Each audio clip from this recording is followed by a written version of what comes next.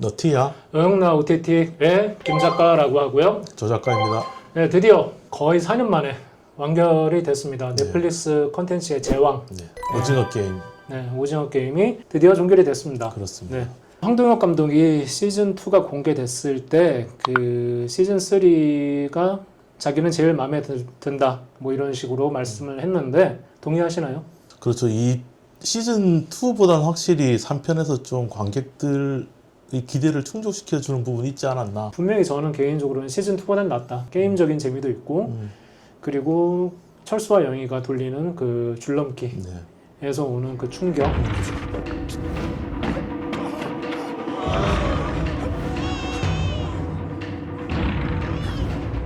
유일하게 그 3시즌의 어떤 줄넘기가 전 1시즌에 나왔던 그런 어떤 게임들이 굉장히 스펙타클 같은 거를 제대로 보여줬기 때문에 그래서 좀 더 그 게임이 좀 이상적이었지 않나 싶고 시즌 2가 엔딩이 그거였죠. 반란을 실패하고 일으켰지만 실패를 하고 네. 그리고 자기의 친했던 친구가 눈앞에서 총살을 당하는 걸 보면서 시즌 2가 끝났고 시즌 3는 사람들 앞에 참가자들 앞에 성기훈 이정재가 질질질 끌려오는 걸로 시작이 됩니다. 왜 나만 살려둔 거야?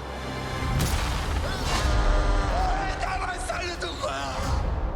유일하게 이제 살려둔 채로 이제 다시 게임 속으로 밀어 넣으면서 이야기가 시작이 되죠. 호평보다는 혹평이 예. 좀 많아 보입니다. 그러니까 로튼 토마토 기준으로 보면 어쨌든 평론가들은 호평을 하고 있는데 여전히 팝콘통이 엎어졌단 말이에요. 첫날부터. 그래서 이게 이제 약간의 좀 온도 차가 있구나 사람들 사이에서. 저는 제일 고약하다고 생각했던 설정이 우리가 1시즌을 보면서 우리는 감정이입을 참가자들한테 하잖아요. 그리고 VIP들을 보면서 저런 쓰레기들이라고 이렇게 하는데 3시즌을 보는데 시청자를 VIP 자리에 갖다 놓는 장면들이 나옵니다. 그런 대사를 하는 게 있어요. 그 VIP들이 이번 올해 들어가지고 그 투표를 이렇게 도입하면 굉장히 좋은 선택이었다고 막 그런 이야기를 하는데 그게 사실 평론가들이나 관객이 하는 이야기거든요. 그거 보면서 저는 약간 좀 소름이 좀 돋았는데 마지막에 심지어 이제 그 성기훈 인간은 하면서 어쨌든 정면을 쳐다본단 말이에요. 네, 수양대군이다. 그러니까 얘 이제 성기훈은 누굴 보고 한 얘기냐면 VIP인데 화면을 쳐다보잖아요. 우리 보라는 얘기. 그러니까 우리가 마찬가지로 이제 VIP의 위치에 이제 놓이는 거죠, 말하자면. 그래서 사실 이것도 보면서 이 사람이 굉장히 독하게 지금 대본을 썼구나. 이건 아마 의도를 묻는다면 이렇게 절대로 대답을 안 하겠지만 저는 거의 확신을 하고 있거든요. 결국은 우리도 공범이다라는 얘기죠. 그러니까 공범이자 방관자이자 관찰자. 결국 우리도 그걸 보고 즐겼지 않았느냐. 그게 어떻게 보면 타인의 고통을 그냥 이렇게 관찰하고 관조하는 것만으로 우리 세상을 더 나쁘게 만들었을 수도 있다라는 메시지가 저는 감독의 가장 독한 숨겨진 메시지가 아닌가라고 저는 생각을 합니다. 개인적으로 저는 주연 배우가 2명이다라고 생각이 드는 게 한 명은 이정재고 한 명은 이병헌. 그렇습니다. 결국 돌이켜보면은 이 작품은 결국은 그 성기훈이라는 캐릭터와 그 프론트맨의 대결이었다라고 정리할 수 있을 것 같아요. 날 죽이고 싶나? 그럼 그렇게 해. 여기 너가 나쁘냐? 말하자면 성악설을 믿는 프론트맨과 그게 아니라는 걸 증명하려는 성선설의 수호자인 성기훈의 대결. 이 어떻게 보면 그 오징어 게임이라는 긴 이야기를 요약할 수 있는 한 가지 방법이 아닐까라고 생각을 합니다. 그 너는 사람을 믿냐? 라고는 말에 어느 정도 자신과 확신이 담겨 있잖아요. 그렇죠. 네, 왜냐면 본인이 그날 밤에 과거의 그날 밤에는 사람이 아니었기 때문에. 네. 그게 자네한테 최선의 선택이야. 너도 나같이 될 거야 라는 게 넌 사람을 믿나 라는 질문의 핵심이라고 저는 생각을 해요. 그러니까 아무리 네가 발버둥을 쳐봐도 결국은 내가 했던 선택을 합리화하는 이 과정으로 너 올 수밖에 없어 라는 그런 생각이 계속 드는 거죠. 그래서 이정재, 그 성기훈의 선택을 보고 있는 이 프론트맨 이병헌의 표정이 약간 좀 복잡 미묘합니다. 뜨억! 세상 이럴 수가 이렇게 놀라지도 그렇죠. 않고 네, 그렇다고 엄청나게 이러면서 실망하지도 않고 그렇다고 그 안에 반성과 회한이 있느냐 그것도 아닌 것 같고 그러니까 여러 가지 양가적인 감정인 것 같아요. 이게 자기는 거기에 대한 거의 확신을 가지고 있지만 그럼에도 불구하고 한편으로는 그거를 깨워주는 게 자기도 구원받는 부분일 수도 있거든요. 그렇기 때문에 어떻게든 가장 극한 상황으로 계속 이제 성균을 몰고 가면서 그 친구도 죽이고 그리고 굉장히 악마 유혹처럼 칼도 쥐어줘서 경쟁자들을 죽여라고 하면서 계속 성균을 극한으로 몰고 가면서 이 극한 상황에서 네가 인간임을 증명할 수 있는지 한번 보여줘라는 거죠.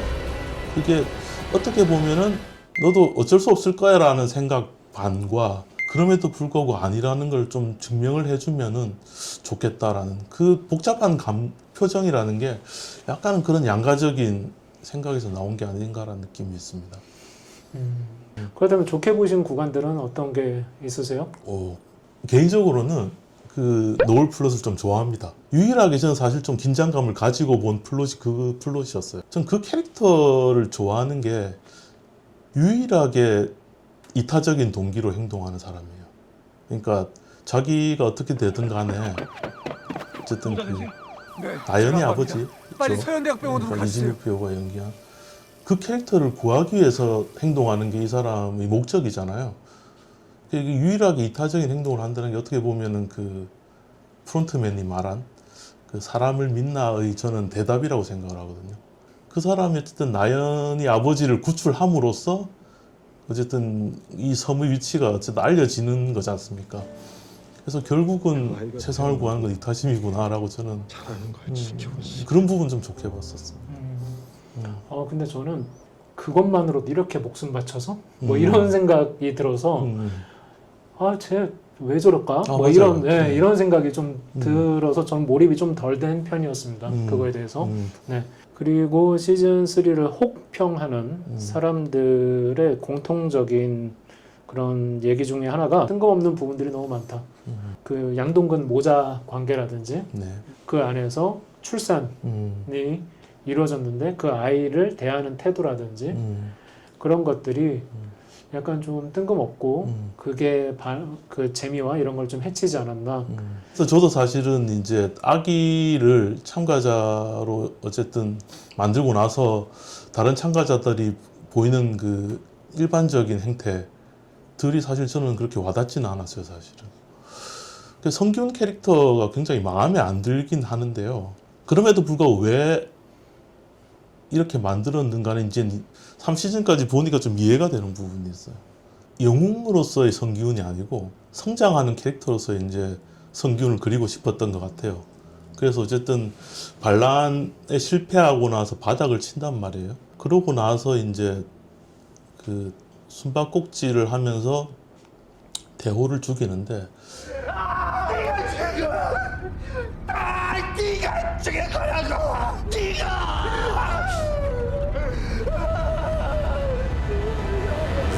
근데 자기 손에 피를 묻히고 나서부터 이 사람이 약간 각성을 시작을 하는데 타락한 거죠. 타락이죠. 예, 타락이고 결국은 나도 이 시스템 일부였구나라는 걸 깨닫는 거죠, 말하자면. 예, 그래서 지금까지는 굉장히 죽음이라는 게 자기가 직접 죽이지 않았으니까 굉장히 관념적인 죽음이자 살인이었는데 이제 진짜 물리적인 죽음이 돼버린 거잖아요. 그래서 물리적인 살인에 대한 답은 뭐냐라면 이제 자기 희생으로 결국은 이어진다라는 거죠. 물리적인 죽음은 물리적인 죽음으로 갚아야 되니까 결국은. 그리고 여러 가지 캐릭터들이 많이 나오고 많이 죽고 이러는데 참 저는 캐릭터적인 측면에서 안타까운 게 시즌 1에서 저는 안타까워서 불쌍해서 그리고 그 마음이 뭔지 알 것 같아서 약간 좀 엉엉 울진 않았지만은 그래도 그러니까 눈꼬리 끝에 눈물이 찡하게 맺히는 순간이 있었단 말이죠. 근데 2, 3는 한순간도 없었어요. 저는 솔직히. 네. 이 시즌부터 사실은 시작된 문제들이 몇 가지가 있어요. 첫 번째가 성기훈이란 캐릭터입니다. 저는 성기훈이 사실은 장르의 주인공으로서는 약간 실패한 캐릭터가 아니었나. 왜냐하면 이제 자기 말대로 자기는 이미 게임을 해봤지만 사실 속절없이 무너지잖아요. 해본 사람이니까 뭔가 다른 걸 보여주겠지라고 한 부분이 사실 거의 없어요. 그런가 하면은 인물은 굉장히 경직되어 있고 그래서 그 캐릭터의 답답함이 사실은 어떻게 보면 사람들이 이 시즌부터 뭔가 정을 못 붙이는 가장 큰 요인이 아니었나 저는 생각을 합니다. 그러니까 감정의 빌드업보다는 뭔가 말로서 설명한 캐릭터들이 더 많지 않았나. 특히 좀 핵심 캐릭터들은 그런 걸 좀 더 신경을 써줬어야 되는데 그러지 못한 게 말씀하신 것처럼 그 모자의 이야기 굉장히 임팩트가 강하지만 사실은 됐어요. 납득하지 못하는 경우도 있고 그렇죠. 네. 이건 작법에 관한 부분인데요. 이 시즌에서 이제 우리가 프론트맨이 누군지를 알고 시작을 하잖아요. 1시즌 마지막에 밝히는 바람에 사실 저는 감독이 한 번쯤 이 선택을 후회했을 거라고 생각하거든요. 프론트맨이 누군지 모르는 상태에서 만약에 이 시즌이 진행됐다고 생각해보면 그리고 마지막에 알고 봤더니 참가자인 줄 알았던 이병헌이 갑자기 프론트맨으로 변신했을 때 그 충격은 얼마나 컸겠습니까? 그리고 또 하나가 그 황 형사를 도와서 이제 섬을 찾는 걸 도와주는 박 선장의 정체가 이 시즌에 밝혀진단 말이에요. 오달수요. 예. 네. 그래서 그게 밝혀지고 나서 사실 그 황 형사의 추적 작전이 굉장히 지지부진해집니다. 그리고 사실 이제 그 전석호 배우가 연기한 최 이사가 어쨌든 그 박 선장의 정체를 밝혀내잖아요. 그 과정도 긴장감이 하나도 없어요. 그러니까 우리는 알고 있잖아요. 이미 알고 있는데다가 그 집에서 발견한 것도 사실 그렇게 놀라운 것도 아니고 왜 그 박 선장의 정체를 미리 밝혀서 김을 뺐을까? 약간 그 이상한 고구마가 있는데 아니 다를까 그 3시즌 시작하면서 배식하는 게 고구마더라고요 계속. 그러니까 진짜 시청자한테 고구마를 진짜 먹이는 거예요. 그러니까 감독이 알고 원액일치 굉장한. 그러니까요. 네. 우리 모두 알고 그리고 최 이사도 알고 다 밝혀진 내용인데 황영사만 말 함부로 하지 말아요. 저를 구해주신 분이에요. 막 이러니까 아이고 바보야. 막 이런 생각이 들기도 하고. 그러니까요. 예. 그러니까 그 부분은 왜 그렇게 썼는지가 아직까지 저는 이해가. 그러니까 만약에 그 장면을 정말로 그 최 이사가 이제 그 박 선장 집에 들어가서 거기서 밝혀졌다라고 했으면 그 이전 과제의 과정은 저도 굉장히 흥미진진할 수 있었다고 보거든요. 예, 어쨌든 오징어 게임 3에 대해서 얘기를 해봤고요. 사실 2, 3를 다 얘기한 거고요. 뭐 한 줄 평이나 뭐 별점 이런 거 매겨보신다면 그러니까 이게 계속해서 끊지 못하겠다 이런 작품은 아니었거든요. 그런데 다 보고 나서는 오히려 이 작품에 대한 생각을 굉장히 많이 했습니다. 오락성에는 기대를 못 미치지만 그래도 생각할 거리는 굉장히 묵직하게 남기는 시리즈였다고 저는 정리를 하고 싶어요. 어쨌든 지금 4년에 걸친 오징어 게임 1, 2, 3에 대한 얘기를 해봤고요. 그리고 여러분들께서 재밌게 보신 OTT 컨텐츠가 있으면 댓글로 추천해 주셔도 좋겠습니다. 고맙습니다. 감사합니다.